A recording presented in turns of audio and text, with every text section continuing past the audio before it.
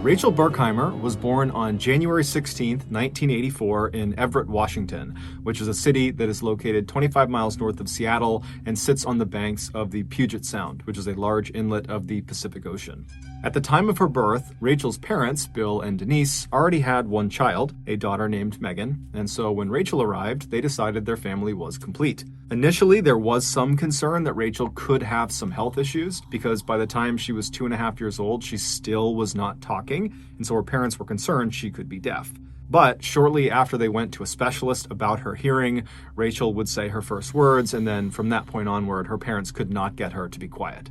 As a youngster, Rachel had a huge imagination. In preschool, she would pretend her fingers were imaginary friends and she would speak to them during class, often getting in trouble because of this. She also had a prized collection of troll dolls, who she gave very intricate backstories to. By the time Rachel was in grade school, she had developed a keen sense of humor. Specifically, she had the gift of mimicry. She could basically become any of her friends or her family members, and everyone thought it was really funny. In addition to her bubbly personality, Rachel was also a very gifted athlete who was always one of the very best players on her basketball, soccer, volleyball, or track team. All this despite growing to be only 4 foot 11 inches tall. Speaking of her smaller stature, even though she was not self-conscious about it, Rachel did wear 4-inch platform shoes virtually everywhere she went, including just going out to the mailbox. In high school, unsurprisingly, Rachel became very popular. Her father joked that he was her answering machine because her many friends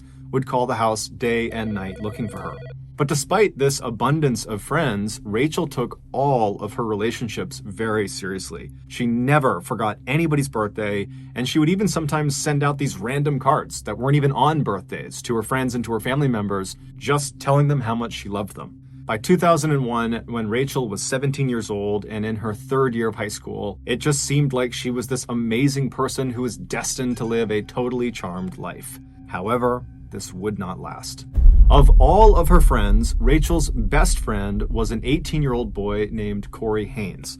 She had met him when they were young, and they had quickly become soulmates, at least according to their families. However, their relationship was not a romantic one. It was more of a brother-sister style relationship.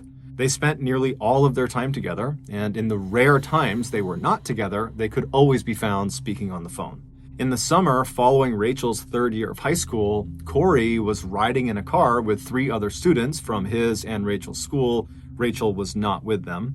And at some point, the driver of the vehicle lost control of it and it started to flip off the road. And when it finally came to a stop 100 feet away from the road, Corey and one of the other student passengers, a 17-year-old named Levi Whiting, were both unfortunately deceased. When Rachel heard the news about this crash, she fell apart. Not only was Corey literally her best friend in the world, but she was also very close with Levi as well. And so over the rest of that awful summer, Rachel spent most of her time crying in her bedroom, looking at pictures of her and Corey and her and Levi. Her older sister, Megan, would say that Rachel was just beyond heartbroken. It was like all of the joy and happiness that normally characterized her was just gone. Finally, that summer did come to an end, and it was time for Rachel to return to Marysville-Pilchuck High School to begin her 4th and final year. Her family hoped that finally being around some other students again would help heal her and help her move on, but unbelievably, over the course of that school year, 4 more students, all of whom were friends with Rachel, would die. There was a suicide, there was a drowning, a hit and run, and an accidental shooting. It was like the school was cursed. By the second half of that school year, Rachel, like many other students at the school, had become deeply depressed. The trauma of losing so many people close to her had just crushed her spirit. When her grades, which were normally quite good, began to decline dramatically, her parents pulled her from the high school and enrolled her in an alternative high school. They also began sending her to grief counseling. But not long after joining this alternative high school did Rachel drop out, so she did not get her high school diploma. Her parents were not happy about this decision, but they did understand their child's life had been completely disrupted in a catastrophic way over the past year. I mean, the trauma she had experienced already as this young person was more than what most adults would experience in their entire lifetime. And so they honored their daughter's decision to drop out, and they just gave her some space to try to figure out what she wanted to do next. After dropping out of school in the spring of 2002, Rachel got a job at a local pizza and pasta shop in town, but after only a couple of months, she quit. She did pick up some hours babysitting that summer, but for the most part, she spent her time just sitting in her room alone and sad. Then one day, her father looked at the family's phone bill and saw it was significantly higher than normal. When he reviewed all of the individual charges, he saw there was one that really stood out to him. There were dozens and dozens of collect calls that had been placed from an inmate at a correctional facility. When he confronted his daughter about these calls, she would tell him that yes, she was speaking to an inmate at a correctional facility, and his name was John Anderson. He was 20 years old. He went by Diggy, that was his nickname, and that she and Diggy were in this sort of new romantic relationship. She told her father that she had met Diggy a year earlier at a high school party.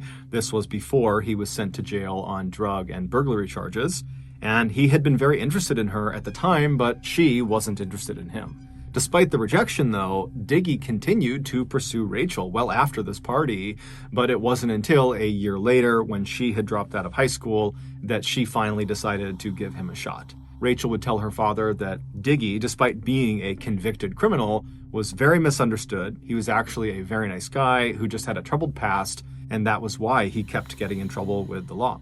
Her father did not approve and was very worried about his daughter, but he wanted to be supportive and felt like he didn't really know the whole situation, and so he just told her, please just be careful.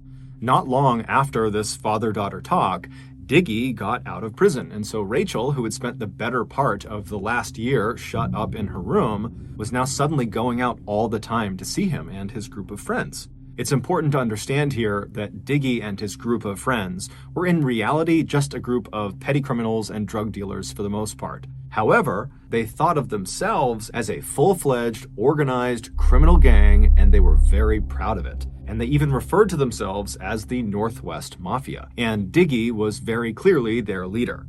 Quickly, it became apparent to Rachel's family that a big part of, quote, spending time with Diggy and the Northwest Mafia was partying and doing drugs and drinking alcohol. And so naturally, the parents were very concerned for their daughter, who they felt was really starting to go down the wrong path in life. So over the next couple of months, Rachel's parents and her sister all tried to gently convince Rachel to stop spending so much time with Diggy and his crew because they were a totally bad influence on her. But Rachel was adamant that Diggy and his crew was making her happy, and that right now that was what she needed, that she needed to be around them, that they were really just awesome people, and that you got to trust her. And her family, they didn't trust her. They felt like, maybe she's going through a phase where she wants to date, a bad boy. They didn't really get it, but they also didn't have a way of getting through to her. It seemed like she was just convinced this is what she needed to be doing now, and so they just were kind of at a loss. Then, one day, it seemed like everything had just magically fallen into place. It was on a sunny morning in late July of that year. Rachel's father was outside working on his garden when his daughter, Rachel, suddenly appeared looking happier than she had in a long time. Bill smiled back at her and was like, "What's going on? Why are you so happy?" And she would tell him that she had a plan. She was going back to school and she was going to become a medical technician. And she was just absolutely beaming as she's telling him this news. When she was asked what had brought about this incredible change, she explained that she had recently made a new friend who was encouraging her to do this. She said his name was Maurice Rivas. He was 18 years old like she was, and he was a part of the Northwest Mafia. She told her dad that she had previously interacted with him when she first started seeing Diggy a few months earlier, but she had never really had a real conversation with him. She'd only just kind of waved and said hi whenever they were at gatherings together. But a few days earlier, when she was at a Northwest Mafia party, she and Maurice just kind of happened to find themselves alone, and so they struck up a friendly conversation. And during that talk, Maurice confided in Rachel that he was actually really unhappy, and he wanted to leave the Northwest Mafia, and he wanted to go back to school since he had actually dropped out of high school as well. And when Rachel heard him say this, she had an epiphany. She realized she felt exactly the way he did. She didn't like being in the Northwest Mafia. She didn't even know why she was in the Northwest Mafia. She didn't know why she was seeing Diggy. And it was like it all clicked for her. And so she confided in Maurice, this guy who she barely knew. She said, you know what? I feel the same way. I don't want to spend time with these people. I want to go back to school. And so this random conversation they had at this party really immediately bonded them together. It was like they both had been harboring this deep, dark secret, but now only with each other, they could discuss it openly. And it was very liberating for them. And so by the end of this first real conversation they had had, the pair had promised each other that they were going to get out of the Northwest Mafia. They were going to go back to school. They were going to clean up their acts. They were going to fix their lives. And they were going to do it together. They were going to support each other and have each other's back. Rachel would even joke with her father that they were already talking about when they went back to school that they would go to senior prom together, although she assured her dad that their relationship was totally platonic. This was not a romantic thing. Bill, her father, had no idea what to say. This was literally the best case scenario. It was the thing her family had been hoping for over these last several months, and it seemed like it was finally happening. And so he told Rachel he was so proud of her. He gave her a big hug and said, look, if you need anything, just let me know. And Rachel smiled and she gave him a hug back. And then she turned around and skipped back inside the house. And sure enough, over the next 2 months, Rachel did act very differently. She started very intentionally getting her life back together. She started spending more time at home with her family, and she started going to church with her mom, and she also began reconnecting with some of her older high school friends who had always been a positive influence on her. And so by September of that year, Rachel did seem like she was more or less back to her old happy self. Except there was one element of her life, of her old life, so to speak, that she was not able to shake. And that was her relationship with Diggy. She just could not end it. She had tried to, but apparently he didn't want to break up. And so they fell into this sort of weird on and off again relationship that kept Rachel periodically going back to these Northwest Mafia gatherings. Her family was obviously unhappy about this particular detail, but they did feel confident that given her recent changes, that she would eventually break it off for good with Diggy. And so until that happened, they were actually quietly grateful that her new friend Maurice was also still spending time with the Northwest Mafia. He too was kind of struggling to fully break contact with them. And so the family was thinking, well, yeah, they do need to leave, but for the time being, when they're at these gatherings, at least they'll have each other. On September 23rd of that year, Rachel was invited to a Northwest Mafia get-together, and she did agree to go.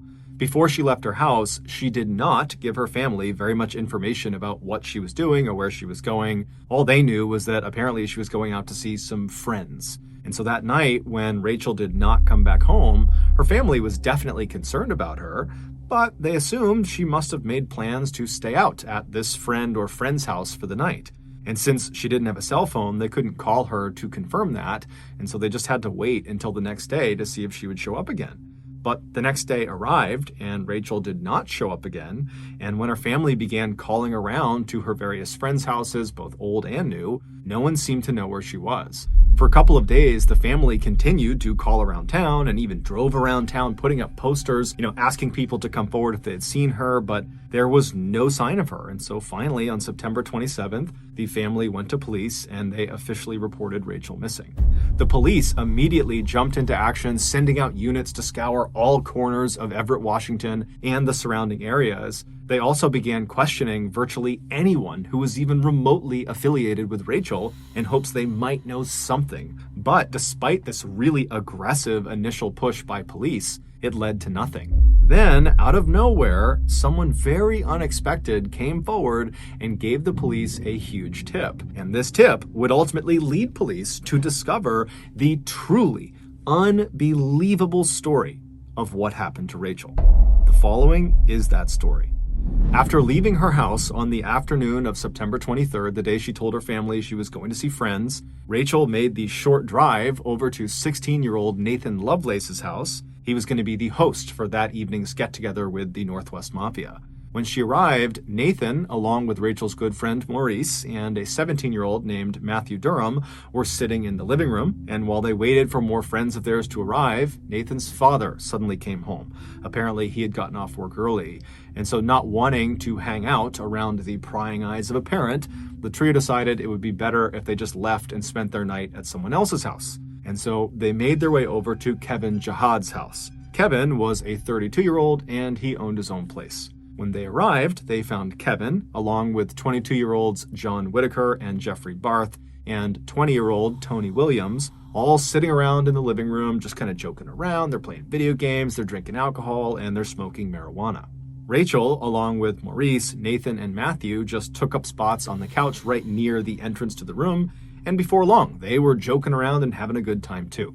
At 4 p.m., Rachel's on-again, off-again boyfriend, Diggy, stormed into Kevin's living room looking furious. Without warning, he punched two of the guys sitting nearest Rachel, and then he pulled out a gun and he began aiming it wildly around the room. And this instantly silenced the group because no one knew what he was on about.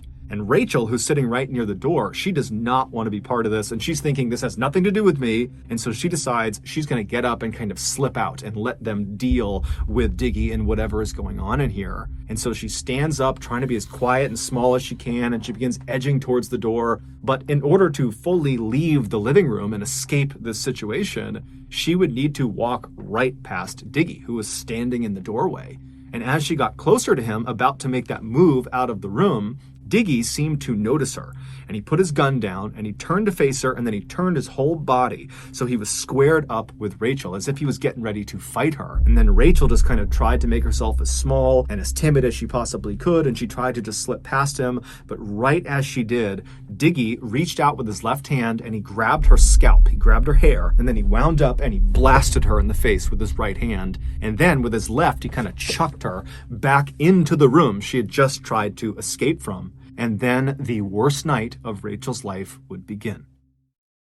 As soon as she hit the floor in that room, she tried to scramble back to her feet, but before she could, she was getting punched and kicked by Diggy and several other of her friends who had just been sitting in the room joking around with her, and then the others who were in the room who were not actively participating in beating her, which included Maurice Rivas. They sat there idly doing nothing while Rachel screamed for their help. When her screams got so loud, Diggy was concerned the neighbors would hear her. One of the idle onlookers in the room, 20-year-old Tony Williams, simply turned the music up to drown her screams out. After a few horrible, violent minutes, Diggy told the others to stop, at which point he reached down and he grabbed Rachel's hair again and dragged her out of the room, and then he dragged her across the kitchen floor and through a door that led into the garage. Once she was inside the garage, he jammed a dirty sock into her mouth and he covered her mouth over with duct tape, and then he bound her wrists and her body with rope, and then once he was certain she could neither make any noise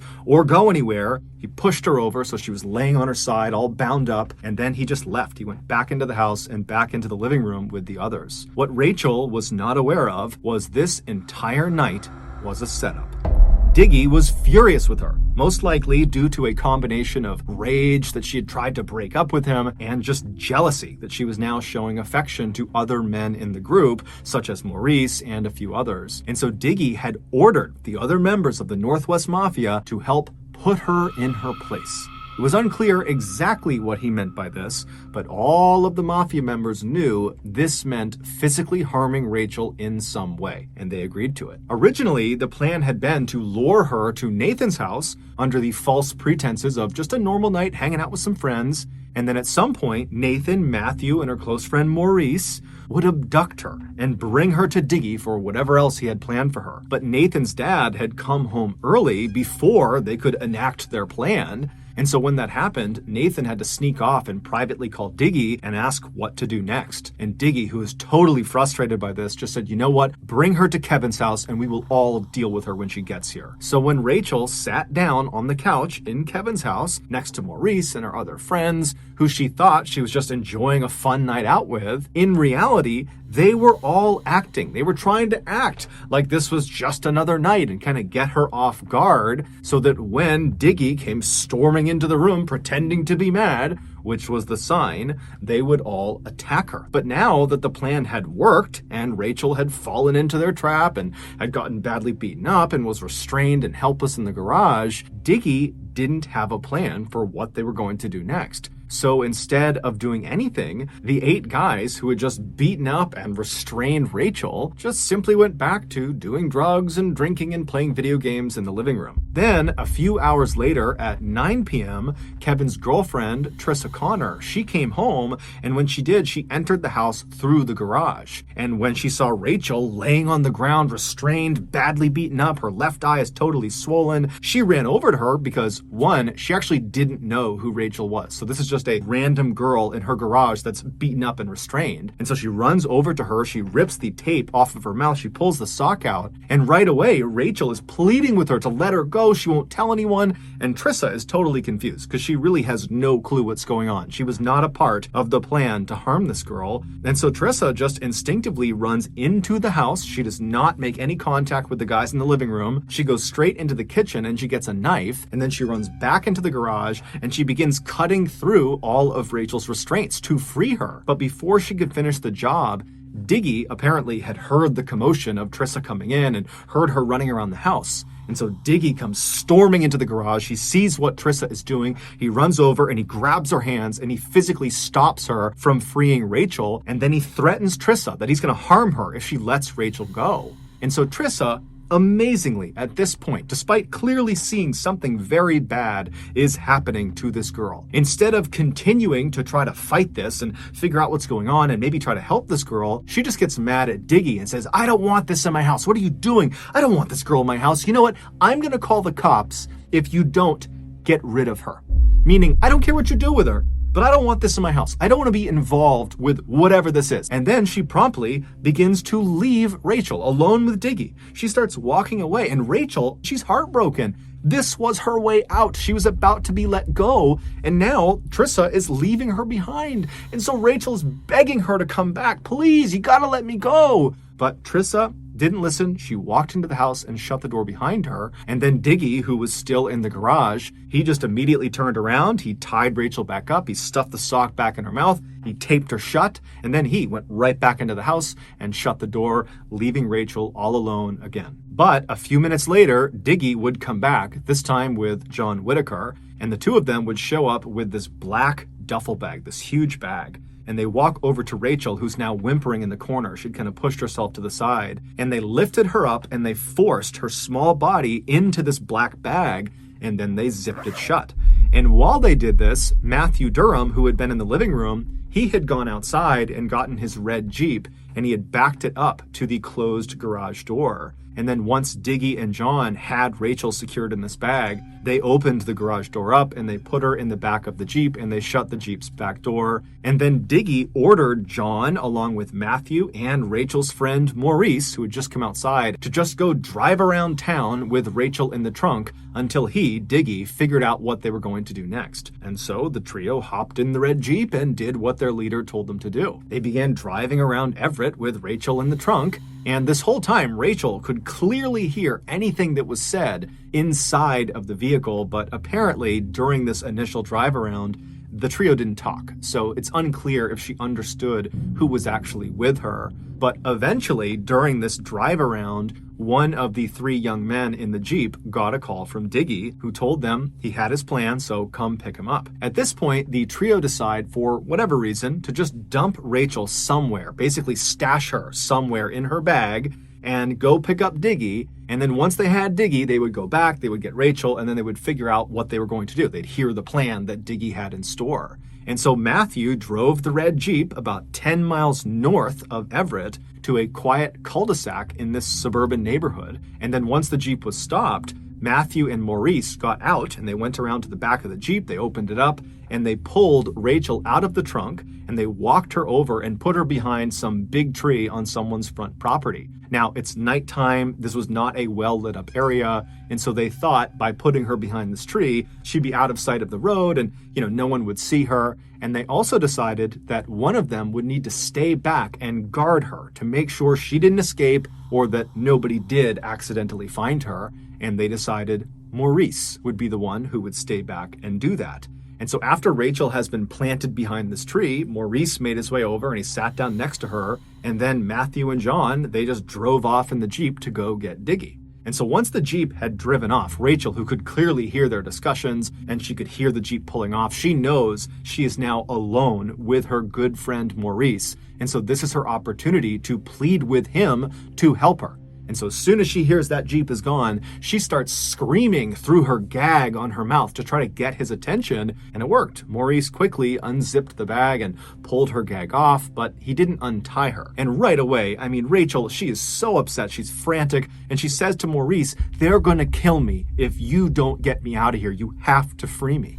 And Maurice was just very nonchalant, and he said, "Yeah, I think you're making a big deal about this. You're going to be fine. Just go along with it. It's not a big deal." But Rachel couldn't believe what she was hearing. And so she's saying, "Maurice, don't you get it? They are going to kill me. This is the chance. Let me out. Save me. You're supposed to be my friend. Let me go." But Maurice just continued to do nothing. He just kept telling her it wasn't a big deal. She was blowing this up out of proportion. And then at some point, Rachel, after quite a bit of time had passed, and now she's thinking, Diggy and the others, they're going to be back soon. And so she says to Maurice, "You know what? If they're going to kill me, I just don't want to be drowned. I'm terrified of being drowned. At least make them shoot me. Make it quick." And at this, Maurice just doesn't say anything. And instead, he reaches down and he grabs the sock and he puts it in Rachel's mouth. He puts the tape over her mouth and then he presses her down into the bag and he zips it shut.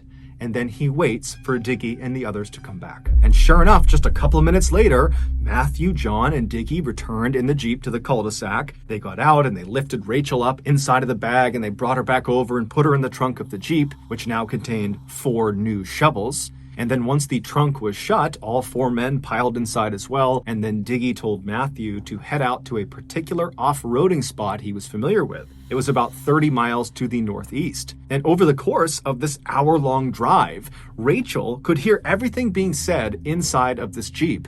And she would have heard all the details of exactly what Diggy had planned for her. And so she knows what's going to happen to her, but she can't do anything about it. She's just bound in the back of this Jeep.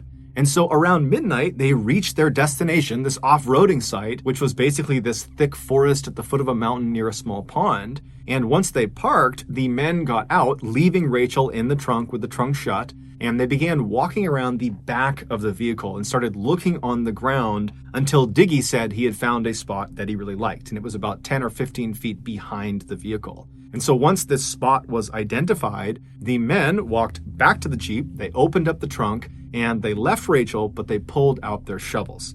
Diggy, John, and Matthew, they all took their shovels and walked to this designated spot on the ground, and they began digging, but Maurice didn't. He stayed back at the Jeep, standing right against the trunk with Rachel right behind him. So again, he has this opportunity where, in theory, he could help Rachel, but while she whimpered behind him and tried to get his attention and tried to get him to help her, he just ignored her, and he pulled out a cigarette and he began smoking, and he also had a soda that he was drinking. And so he's just standing there doing nothing. And at some point, Diggy looks up and notices this, and he yells at Maurice to come help them, get your shovel and start digging. And so Maurice, reluctantly, puts a cigarette out, throws a soda can away, and then he grabbed the last remaining shovel, and then he walked away from Rachel and the Jeep over to this site, and he began to dig as well. For the next 30 minutes or so, Rachel, who's still in the trunk is open, she's still in the bag, she's forced to listen to the sound of these 4 people dig what sounds like a very sizable hole. And then when they finally stopped digging, she heard them chuck their shovels aside and start walking back over to her. And when they reached her, they unzipped the bag and they pulled her out and they sat her down on the back of this Jeep. So she's kind of sitting, looking in the direction of this dig site. And as they begin cutting off her restraints and removing the tape from her mouth, she gets a clear view of what they had been digging, and she knows immediately what it is. They were digging her grave.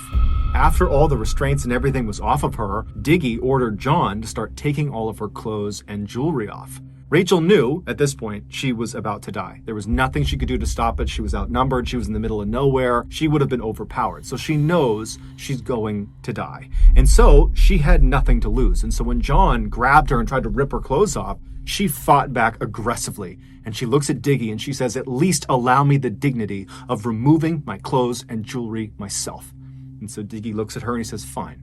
And so all of the men back up, and then Rachel, in front of these 4 people who earlier that day she would have considered her friends, she began taking all of her clothes off. And then after she had removed all of her clothes and all of her jewelry, she left one ring on her hand, and she clutched it with her other hand, and she looked at Diggy and said, "Can I please just keep this one?" The ring she was holding on to was a ring that her good friend Corey Haynes had given her right before he was killed in that car accident. And Diggy just says, "No." And he reaches out and he literally pulls it off of her hand. And so standing there completely naked and alone and terrified, Rachel was then ordered by Diggy to start walking towards the grave. And so Rachel, with as much grace as she could muster, stood up straight, took a deep breath, and began walking. And then she finally reached the edge of the grave, at which point Diggy told her to walk down inside. And so Rachel very carefully turned around and lowered herself down into the grave, and then she stood up in the middle of the grave with her back to her attackers, at which point Diggy said, "Get on your knees." And so she did this, and as soon as she was down on her knees, she looked skyward and she pressed her hands together and put them right up against her chest, and she began praying. And as she's looking upward towards the sky, Diggy laughs at her and says, "Don't worry, you'll be up there soon." And then Diggy pulled his gun out, he aimed it at her back, and he began firing the gun. And he shot several times into the back of her head, into her back, and then his gun jammed, at which point he cleared the jam, he reloaded his gun, and then fired even more shots into her body. And then he put his gun away, and he, along with the other 3 men who had just witnessed this and participated in this, used their shovels to fill the hole back in, covering her up. Once she was buried, the men rounded up all of her things, along with the shovels and the murder weapon, and they chucked it into the nearby pond. Diggy made sure to crush the ring Rachel had said was so important to her before he threw it into the water. Then the men climbed back into the red Jeep, and they drove back to Everett. And on the ride, Diggy would tell them that if they told anyone about what they had just done, he would kill them too. But just a few days later, after Rachel had been reported missing, the mother of Jeffrey Barth. Jeffrey was someone who had been at Kevin Jihad's house on the night Rachel was abducted, and he also played a role in her capture.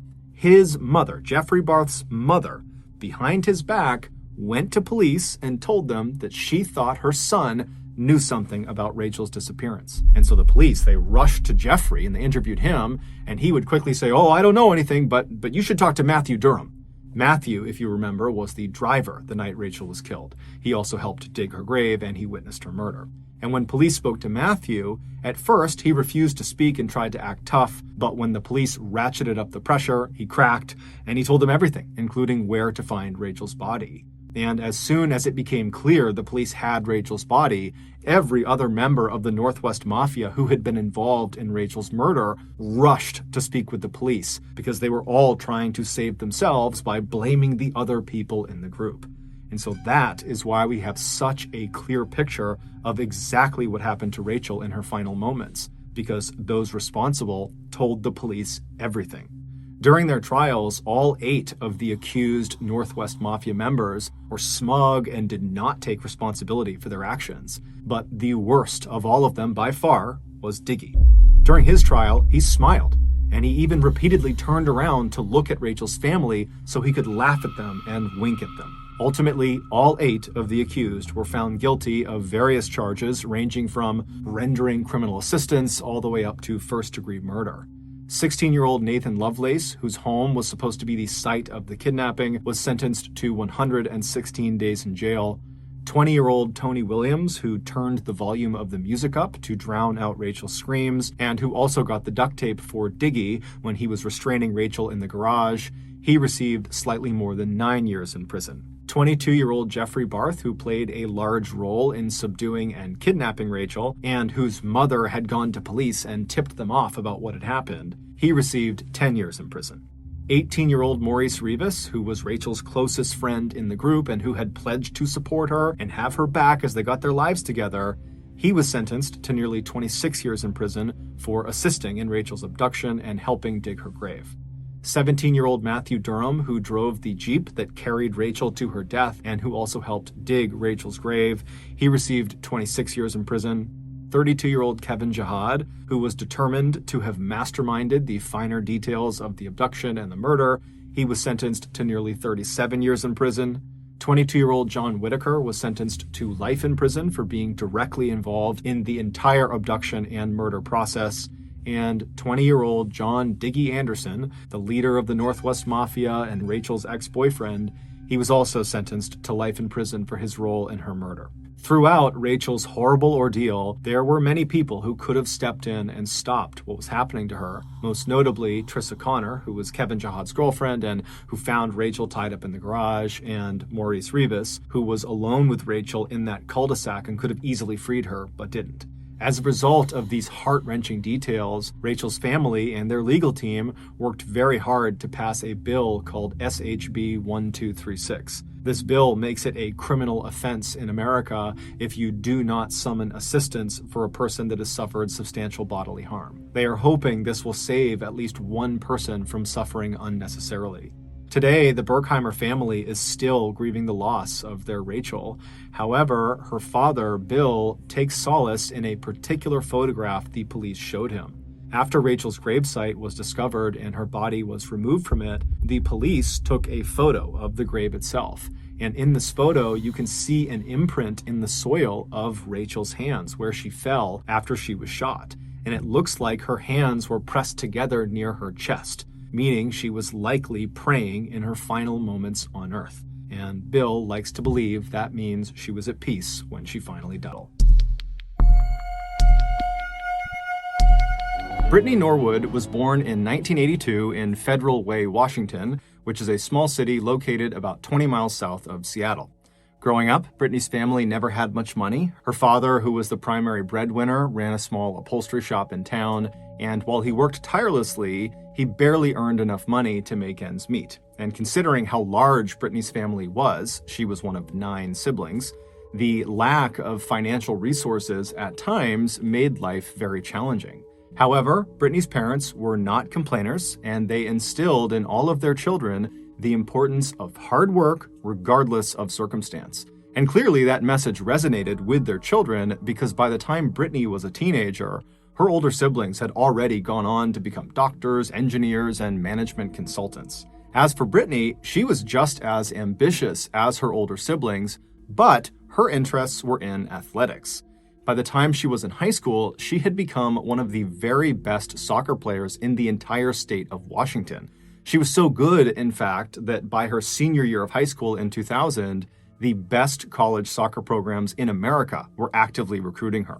She would finally settle on attending Stony Brook University in Long Island, New York, because they offered her a fantastic scholarship and they were known for their excellent soccer program. Brittany was incredibly proud of her scholarship. It not only represented the hard work pays off motto that her parents had preached all of her life, but it also lifted a serious financial burden off of her parents. So in the fall of 2000, Brittany left Washington State and headed east to New York to begin her collegiate career. But right away, she struggled. Brittany had never left home before, and now she was suddenly 3,000 miles away from her family and her friends, and she missed them terribly. Within the first few days of being at her new school, she called her family and told them how much she missed them and how she kind of regretted coming to New York in the first place, but they reassured her that she had made the right choice, that these feelings were normal, and she just needed to give it some time. But despite taking her family's advice and sticking it out at Stony Brook, Brittany never really felt like she belonged there. She made friends, she got good grades, and performed well on the soccer team, but with every passing semester, Brittany became less and less connected to the school and the people there and just longed to be home. And so with that in mind, in 2003, so 3 years after she had arrived at Stony Brook, Brittany was at her school feeling down about her situation when she had a serious lapse in judgment. Brittany, who had never gotten in trouble in her life before, randomly stole one of her teammates' things out of their locker.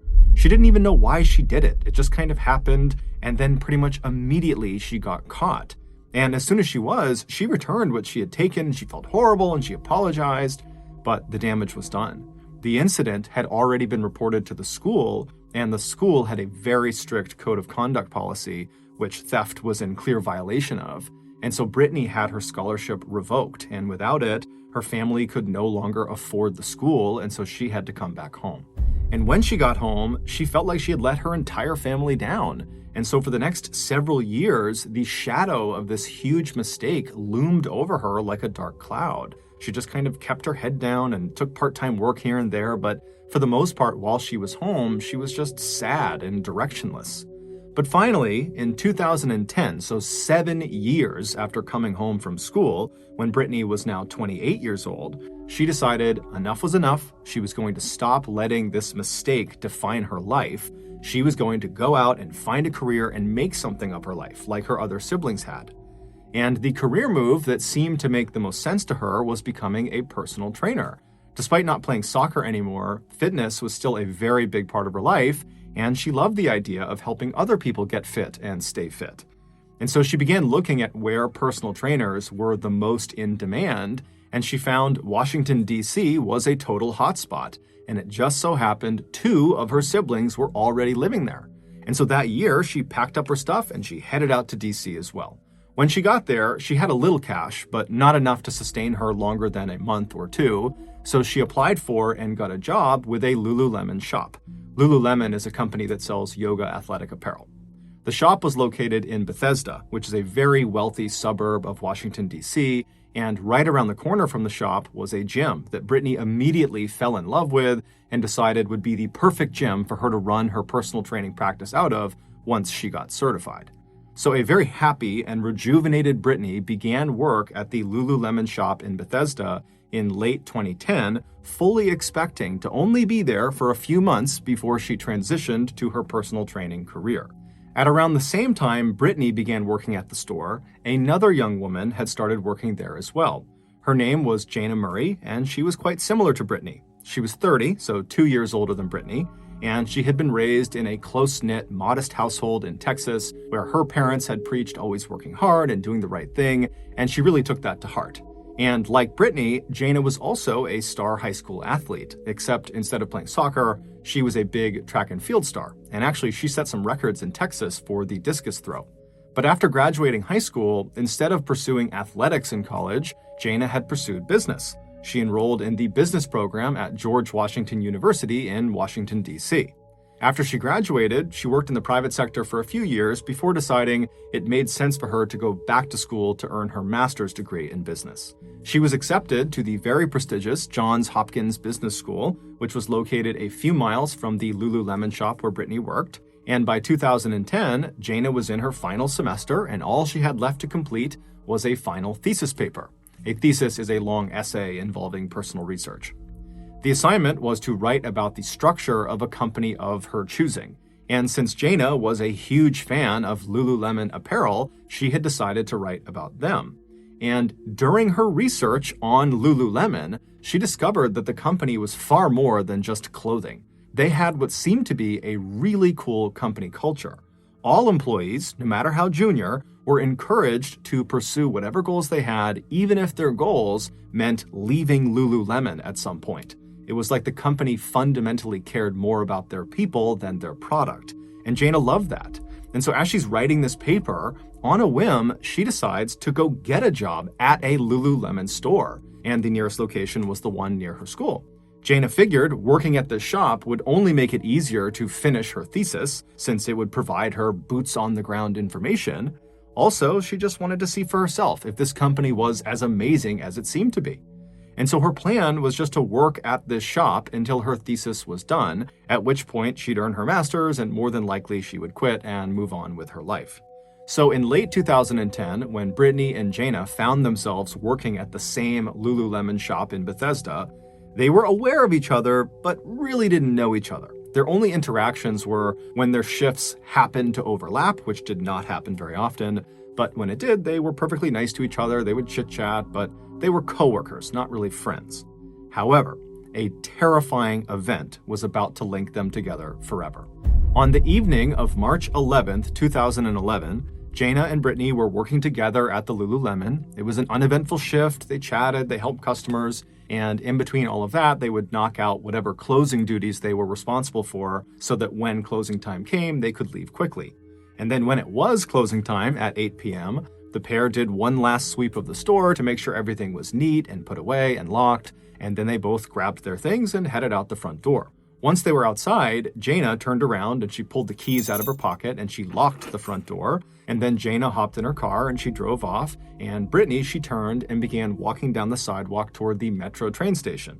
But after only a few minutes of walking, Brittany swung her backpack off of her shoulder right in front of her, and she reached inside to fish around for her wallet because her metro train pass was inside of her wallet. And so she's fishing around her bag, she's still walking towards the train, and she can't find it. And so she comes to a full stop, she unzips her bag completely, and she looks inside, and her wallet is not in there. And as soon as she sees that it's missing, she remembers she left it on the break room table at the Lululemon store.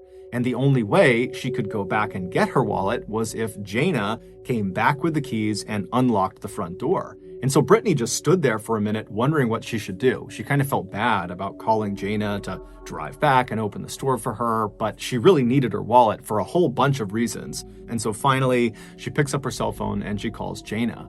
And when Jana picks up, Brittany says, I'm really sorry, but I left my wallet in the store. Would you mind coming back and just opening the doors for me? I'll run in and I'll get it. Be super quick. And Jana, surprisingly, was totally fine with this. She actually laughed and said, I left my laptop in the break room and I was going to get it tomorrow, but this is an excuse to go back and get it now. And so Jana told Brittany she would be back at the front of the store in just a couple of minutes. And so Brittany thanked her, they hung up the phone, and then Brittany turned and she began running back towards Lululemon. When Brittany arrived at the front of the store, Jana was already there, and Brittany immediately said, "I'm so sorry, thank you so much for coming back." And Jana said, "Really, it's no big deal." And then Jana pulled her key out and she opened the front door of the store and they stepped inside.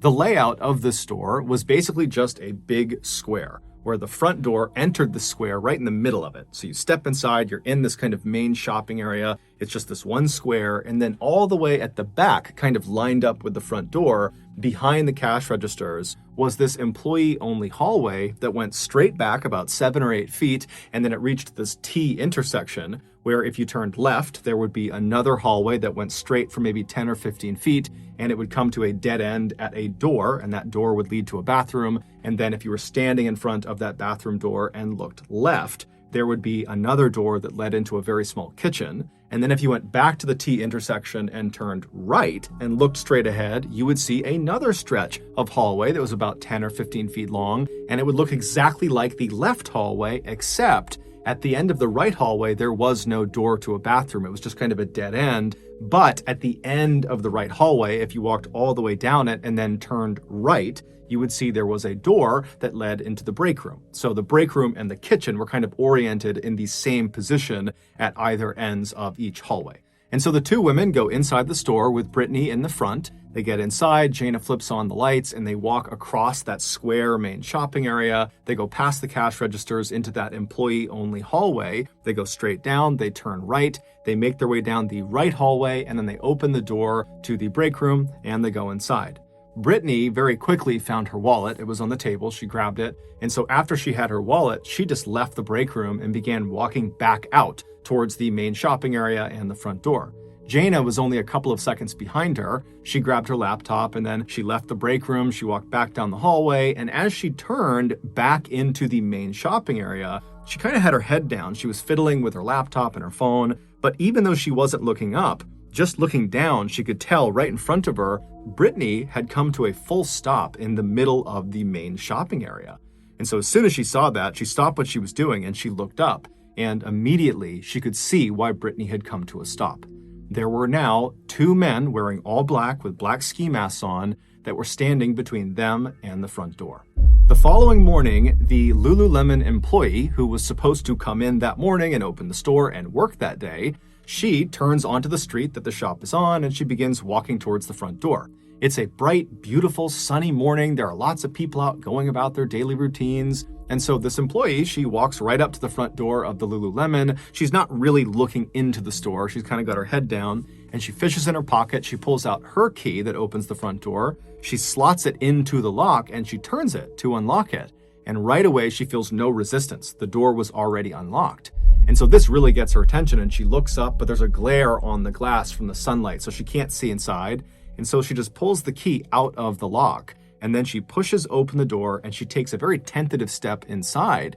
And right away she sees the entire store is destroyed. There are shelves knocked over, there's clothing everywhere, it's a complete mess. And before she can even process what she's seeing, she hears what sounds like moaning coming from the back of the store, basically back in those hallways. And so this employee is terrified, and instead of going in to investigate, she just turns around and leaves the store and immediately calls 911.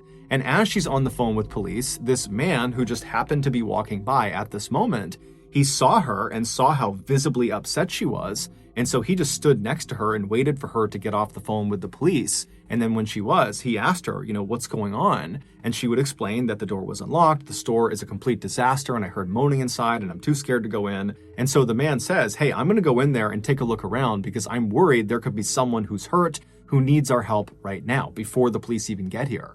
And so this man walks through the front door of the Lululemon, and right away, as soon as he steps in, he steps on broken glass, and he looks up, and the store is completely destroyed, everything's knocked over, and he immediately hears the moaning coming from the back of the store. And so he very carefully starts walking straight ahead through the store, stepping over shelves that have been knocked down and trying hard not to destroy any merchandise that's on the ground. And when he reaches the back of the store, basically the entrance to this employee hallway that goes straight back, he hears the moaning, but he can't really tell which hallway it's coming from. And so he just calls out like, hey, who's back there? Do you need my help? But there was no reaction. And so he begins walking forward, and then he stops. He realizes the ground is slick. And so he looks down and he sees there's a very obvious blood trail from where he is standing straight back down this employee hallway. And the blood trail appears to turn right and kind of disappears out of sight down that right hallway.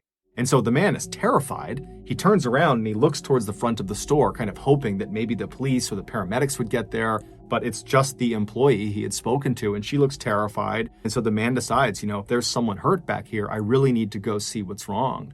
And so very carefully, he begins walking down this initial hallway, following the blood trail. And then he turns right into that right hallway, and he looks, and he can't believe what he is seeing.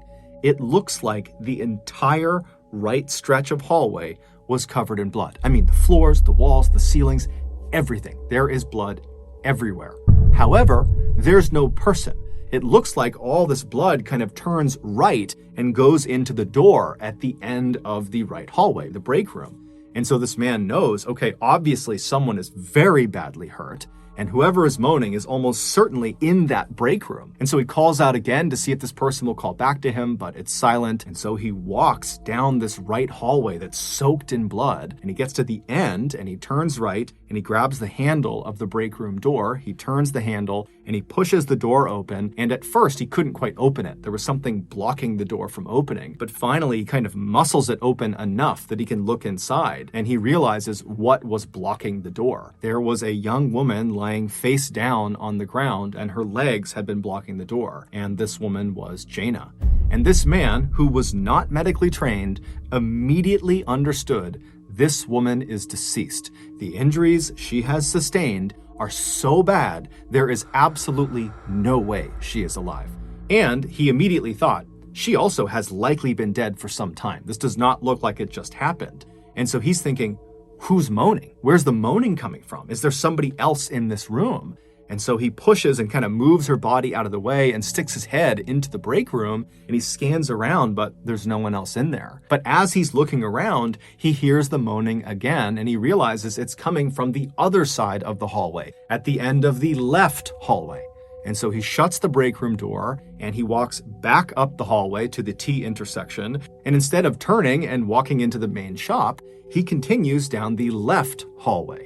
And he goes all the way down until he's standing in front of the door that leads into the bathroom, and to his left is the door that leads to that kitchen. And as he's standing there, he just kind of yells out, hey, whoever's in here, say something, because he doesn't know what door they're in. And he hears the moaning, and it's coming from the door right in front of him, the bathroom door. And so he opens the bathroom door, and immediately he's struck by all the blood all over the bathroom. And lying on her back on the ground is another young woman. It was Brittany. Her hands were zip tied together and attached to a pipe on the side of the room, and she was covered in blood. There were obvious stab wounds and slash marks and bruises all over her. And at first, this man assumed she must be deceased, and there must be a third person in this bathroom who's doing the moaning. But then he was startled when Brittany made this low, guttural moaning sound, almost like the sound of an animal dying. and he realized that was the moaning he was hearing. It was Brittany. At that moment, the police had arrived. They had rushed inside. They grabbed this man and escorted him out. They secured the scene, and then the paramedics came in, and they would confirm that unfortunately Jana was deceased. And then when they went to Brittany, they found that she was still clinging to life. And so they put her up onto a stretcher and they began wheeling her out. And as she was being brought out of the store, the paramedics began trying to talk to her. And Brittany, amazingly, was able to say a few words. The police, who are also on the scene, they see this, and they're concerned that, she might pass away from her injuries before they get to talk to her. And so sensing she was able to talk, they kind of rushed over as she's being loaded into the ambulance out front, and they would say, "Hey, do you remember anything about what happened to you and the other woman who was in there?" And Brittany was able to tell them that the night before there had been these two men who were wearing all black. They had ski masks on, so they didn't know what they looked like, and they had robbed the store, and then they had sexually assaulted both of the women. But Jana had apparently fought back so fiercely that they had killed her before they left. And so after she tells police this, the ambulance gets shut up and she's taken away to the hospital. And then the police immediately go into the Lululemon store to get the security footage from inside the shop to see if they can get some footage of the attack and see what happened. But unfortunately, the only camera this store had was on the exterior of the back of the building, just kind of looking out at a parking lot. There were no cameras looking in the store or at the front of the store. You have to remember, Bethesda, where the store was located, was considered to be extremely safe, very low crime neighborhood. And so more than likely, that was why this store did not have a security system. And so very frustrated, the police pulled up the only footage they could, which was this exterior camera. And sure enough, the night before, around midnight, the camera picked up two men wearing all black with their hoods up, running away from the store. And so there was really no way to identify who they were. All they could tell was, one was fairly tall. But nonetheless, they pulled the footage and they gave it to the media. And then that day and into the night, the local news played this footage on repeat, asking people in the area to come forward if they know who these two guys are. But by the next day, when the media and the police investigation had turned up nothing on these two guys, the police added a $150,000 reward for any information about who these two guys were. But after 48 hours since the discovery of this crime, still no one had come forward with any meaningful information about who these guys were, and so the police were kind of at a dead end. And so some of the detectives decided to go back to the Lululemon shop to walk the crime scene again to see if maybe something was missed in the initial search. And so the police, they come back to the shop, and it's being guarded 24/7 by police at this point. There's yellow crime scene tape outside blocking people off. And so the detectives arrive, they go underneath the yellow tape, they go past the security, they go inside, and then one of the detectives just walks straight to the back of the store and just kind of stands there near the registers looking around. And as he was looking around, he began looking at all of the bloody footprints that were on the ground. Now, by this point, all of the prints had been accounted for except for one set. There was a men's size 14 shoe print that had been spotted in several locations in the store, and it was just kind of assumed that it belonged to one of the killers. The thing about this print was that the treads of this shoe were fairly unique. They had a distinctive and fairly easy to recognize pattern to them. The police knew about this shoe print, but to be honest, they hadn't given it much thought because they felt like the print only seemed to confirm that a relatively tall man had been involved in this crime. But as this one detective stood in the back of the store and was just kind of looking around, he noticed a bin of shoes on the ground in the store. These shoes were there for shoppers to put them on when they were getting their pants hemmed and fitted to them. These shoes were not for sale. They were just kind of random shoes that were there effectively as props to make sure people's clothes fit properly. And the detective noticed one of the shoes at the top of the pile in this bin appeared to be a large men's shoe. And so purely out of curiosity, he reached down and he flipped the shoe over to look at the treads. And to his shock, they were an exact match to the unique treads on the size 14 bloody print. But the shoes he was holding were clean. There was no blood on them. So the detectives, they kind of all converge on the shoe, and they're thinking to themselves, did the attackers come in barefoot and perpetrate this attack with store shoes on and then afterwards clean them and leave them behind? Or is it just a crazy coincidence that one of the attackers happened to have the exact same style shoe and size as the one in this bin? They had no idea, but they felt like this was significant and they needed to get to the bottom of why this kind of random shoe in the store matched this print. And they thought the only person who might have more information about what the killer's shoes looked like would be Brittany. And so at this point, Brittany was still in very rough shape, but she had stabilized to the point where the police felt comfortable speaking to her. And so they paid her a visit and they asked her if she could remember anything about her attacker's feet. Did they wear shoes? And if so, what color were they? Anything she could remember at this point would be helpful. But Brittany would say, no, I'm sorry, I don't remember their feet at all. But there was something about the way she just very quickly dismissed the shoes that tipped the police off that maybe Brittany could be hiding something. But the police didn't press her because they knew she had just been in this horrific attack, and they also didn't really have a good sense of what her normal behavior looked like. So they just thanked her and they left. They were planning to speak to her again the following day, but she actually got in touch with them first and offered to have a meeting to go over what happened. And from the sound of her voice, it just sounded like she was just eager to help them.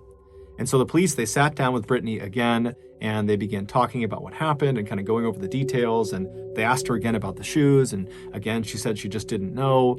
And then at some point in this second discussion they're having, Brittany kind of offhandedly mentioned something that she believes is just a small detail.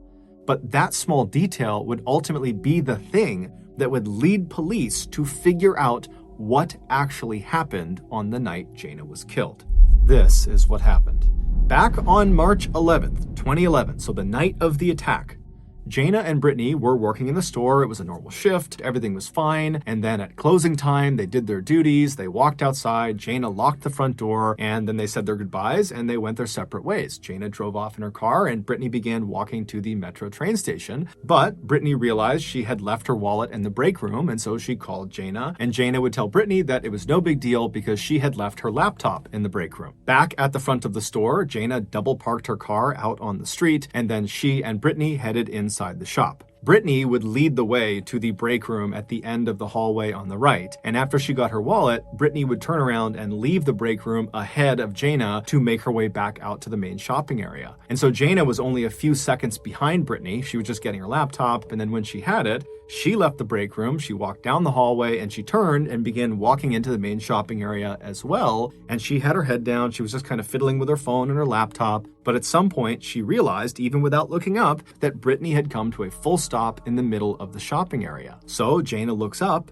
and there were not two men wearing all black with black ski masks blocking their way to the front door. In fact, there were no men involved in what happened next at all. The two men that had been seen on the security camera in the back of the building were just two cooks who happened to be hustling by the night of the attack and who happened to be wearing all black. It was just a coincidence. But there was someone standing in the store blocking Jana from leaving. It was Brittany. Brittany was staring at Jana, and in her hand was a foot-long square metal rod. It was one of the pieces of metal that normally was anchored into the walls of the store to hold up merchandise. Jana is so caught off guard by this, she has no idea what the issue is. And so she says to Brittany, hey, calm down, we can talk about this. But Brittany was not trying to talk to Jana. Brittany was trying to silence Jana, and she had lied about her wallet to lure Jana back to the store. This was a setup. Earlier that night, during their shift together, Jana had caught Brittany stuffing a pair of yoga pants into her bag and had confronted her about it. And it's believed Brittany was worried Jana was going to tell their boss about it the next day and that Brittany would be fired because of it. And then once again, her life would be derailed and she would be humiliated, and Brittany just couldn't have that. And so as Jana slowly began to back up into the hallway with her hands up, trying to calm Brittany down, Brittany began to advance on her. And as soon as she did, Jana screamed and turned and ran down that employee hallway. She turned right and bolted down the hallway towards the break room. She grabbed the break room door and she was trying to get it open, but before she could, Brittany had caught up to her and she smashed her over the head with the pipe. Immediately, Jana turned around, she put her hands up over her head to protect herself, and she begged Brittany not to hit her again. But Brittany wasn't listening. Brittany just wound up and smashed her across the arms with the pipe. Jana began screaming out and pleading with her to stop, but Brittany just kept on going. And for the next several minutes, Jana just stood at the end of this hallway in front of the break room door, just trying desperately to protect herself with her hands. But Brittany was so strong and fast, and she kept striking her on her head and on the sides and anywhere else she could land a blow. The blood spatter on the walls of the end of that right hallway would later reveal that Jana had gradually moved from a standing position down to the fetal position, meaning Brittany had literally beat her until she collapsed on the ground. And when Jana hit the ground, she must have known she was trapped. There was no escape route for her, and she was so badly wounded that even if there was a way to go, Brittany was going to catch up to her and Brittany was going to stop her. And so Jana just began quietly begging for her life. But Brittany had other plans for her.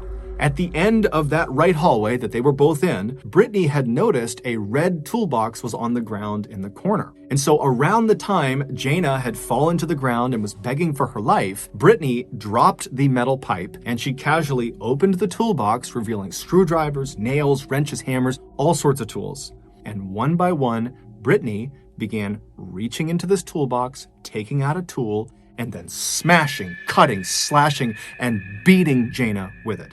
It would take Brittany roughly 10 minutes to cycle through every single tool in that toolbox. But shockingly, despite being dealt 330 significant wounds, Jana was still alive and she was still pleading for her life.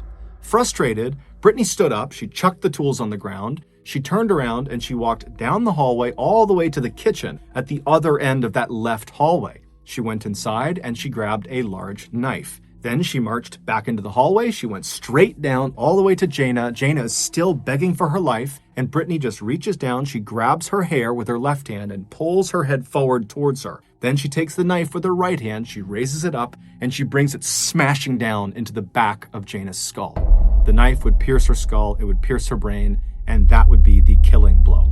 Once Jana was deceased, Brittany simply got to work, staging the store to look like a robbery gone wrong. The first thing she did was drag Jana's body out of the hallway and into the break room. And then once the door was shut, she headed out to the front of the store and just walked straight outside and climbed into Jana's car that was still double parked outside. And she drove that around the block to a parking lot. And then when she got back inside of the shop, she went to that bin of shoes used for fitting pants. And she took out the size 14 men's shoe, she put them on her feet, and then she began walking around in the pool of blood underneath Jana in the right hallway and began tracking the bloody prints all over the store to make it appear like a man was involved in the attack. And then after cleaning the shoes, she ransacked the store, and then she grabbed a knife and a screwdriver and she headed into the bathroom where she repeatedly stabbed and slashed herself before tying her hands and her feet with zip ties. At 8 a.m. the next morning, she was discovered. The seemingly small piece of information that Brittany kind of accidentally gave to police during that second meeting, this piece of information that kind of broke the case, that came when the police asked her if she knew what kind of car Jana drove or if she'd ever been inside of Jana's car. And Brittany would say, "No, I don't know what it looks like and I've never been inside of it." But a couple of days later, when Jana's car would be found and the police would search it, they would find Brittany's hair and DNA all over it. So they knew Brittany had been lying to them. And so this is what ultimately led to Brittany's arrest, and she would later be convicted of first-degree murder and sentenced to life in prison without parole.